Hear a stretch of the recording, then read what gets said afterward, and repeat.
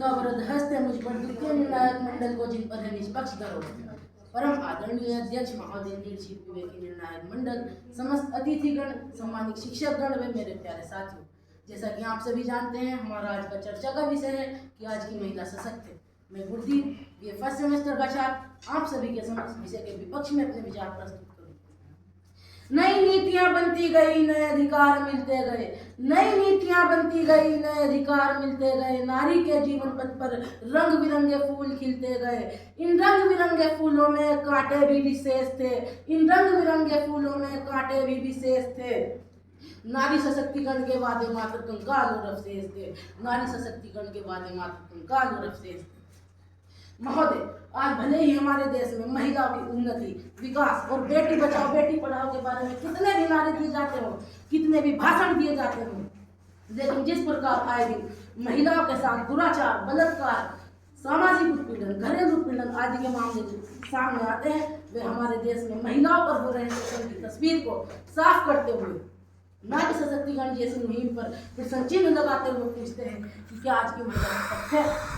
महोदय, आज भले ही हमारे देश की महिला इस विकासशील भारत को विकसित बनाने के लिए अपना महत्वपूर्ण योगदान दे रही है, लेकिन आज भी उनका कहीं ना कहीं किसी न किसी रूप में उत्पीड़न किया जा रहा है, उनका लगातार शोषण हो रहा है, उनके अधिकारों का लगातार हनन हो रहा है। यदि भारत की ही बात की जाए तो हम देखते हैं कि पर्दा प्रथा, बुर्का, बाल विवाह, कन्या भ्रूण हत्या, दहेज उत्पीड़न और न जाने से कितने अपराध हैं जिन्हें आज समाज में सामान्य बातों की तरह मान्यता दी गई है। महोदय, आज हमारे इस देश में जहां धरती की सीमाओं को लांघकर आसमान की ऊंचाइयों को छूने वाली कल्पना चावला के इस देश में आज महिलाएं घर की दहलीज लांघते हुए घबराती है, एक महिला घर से निकलते हुए घबराती है।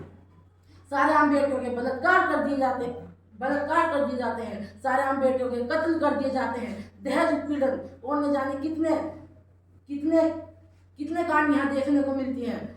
वीरांगना रानी लक्ष्मीबाई के इस देश में जहाँ मणिपुर जैसी हिंसाएं देखने को मिलती है, वहां में कैसे मालूम कि आज की महिला सशक्त है।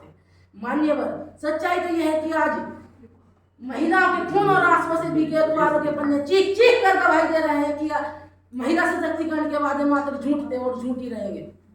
मान्यवर, जहाँ एक महिला अपनी माँ के गर्भ में सुरक्षित नहीं है, एक महिला घर से निकलने के बाद सुरक्षित नहीं है, वहीं हमारी सरकार मात्र 33% आरक्षण देकर महिला सशक्तिकरण की बातें करती है। मान्यवर, आज आप किसी भी महिला से पूछिएगा कि वह घर से निकलने से पहले क्या सोचती है, उसका उत्तर यही होगा, एक नया सूरज उगाना चाहती हूँ, एक नया सूरज उगाना चाहती हूँ, हर घर को बसाना चाहती हूँ, मुझ पर ही होते हाय हैं जुल्म, सच कहूँ तो जनाब मैं अपने आप को बचाना चाहती हूँ, मैं अपने आप को बचाना चाहती हूँ। हमारे देश को महिला सशक्तिकरण की सख्त आवश्यकता है, क्योंकि किसी भी देश की तरक्की में महिलाओं का एक महत्वपूर्ण योगदान होता है। मान्यवर, महिला सशक्तिकरण के लिए हमें महिलाओं के शोषण को रोकना होगा, लेकिन अफसोस होता है मुझे जब हम देखते हैं कि ये शोषण कहाँ से निकल जा रहा है। हम देखते हैं कि अपने ही घरों में जब एक दादी अपनी पोती को 50 रुपए की गुड़िया में रवा देती है और वहीं 500 रुपए के खिलौने अपने पोते के लिए लाती है जो कि किसी काम के नहीं है। जहाँ एक माँ अपने बेटे को 1 गिलास दूध देती है और अपनी बेटी को 1 कप दूध के लिए डांटती है, वहीं महोदय हम महिला सशक्तिकरण की बात करते हैं। महोदय, कभी कभी तो हम लोग इतनी हद पार कर जाते हैं कि एक बेटी को उसकी शिक्षा रोककर उसे चूल्हा चौका करने पर मजबूर कर दिया जाता है।